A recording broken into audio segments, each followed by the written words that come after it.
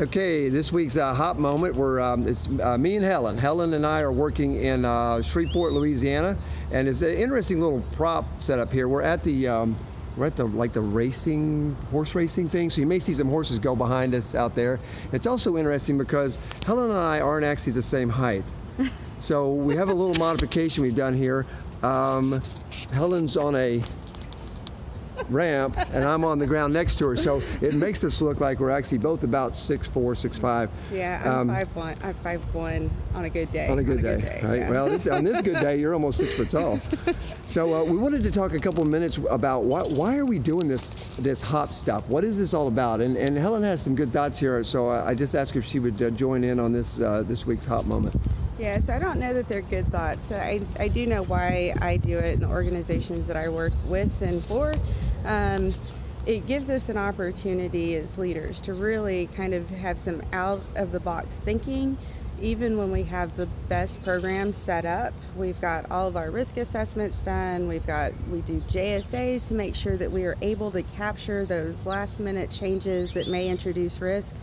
When we give ourselves the opportunity to go and talk to the blue line, the frontline guys, we find out that there are risks that they deal with day in and day out, hour by hour and minute by minute, that we haven't accounted for in those particular tasks and those risk assessments.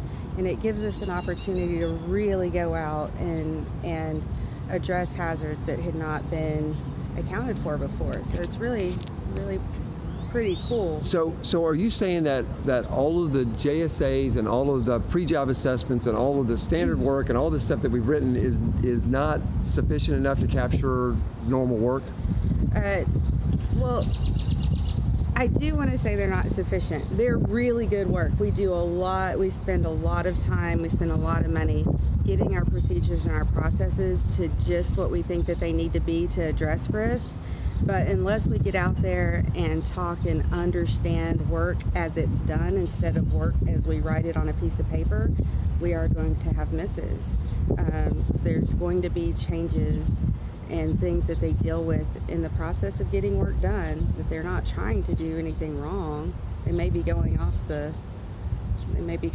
off procedure outside of those guidelines, but they're working towards success, and we need to recognize that there's going to be hazards that are introduced at that time.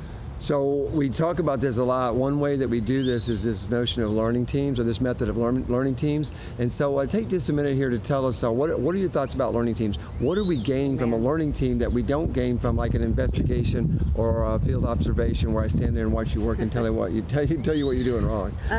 Really, I think that there's some trust. There's trust that's built between the worker and leaders who are trying to make a difference. And there's nobody who likes change, Bob. Nobody. And so whenever you really empower workers to tell you what it is that they're doing without fear that there's gonna be some retribution, or I'm scared to tell you that I'm not doing this to procedure because I'm gonna be in trouble. There's some trust. There's some ownership that they take on that's fantastic, and there's confidence that I can do this work. I can do it well. And I can work with my leadership and with the folks in my facility as a team to address these hazards, not be nervous about bringing them up.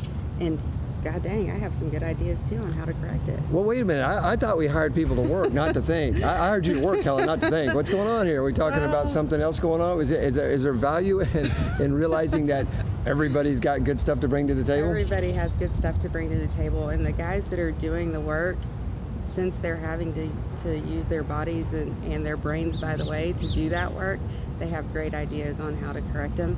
It's usually simple fixes and things that we can implement pretty quickly that makes their job easier and makes it safer, makes a better quality product. It's just good stuff all the way around. Nice, good. So that's our hop thought for the day. And oh, by the way, look, there go some horses. Hope you can see them. They're out there practicing for the race, I guess.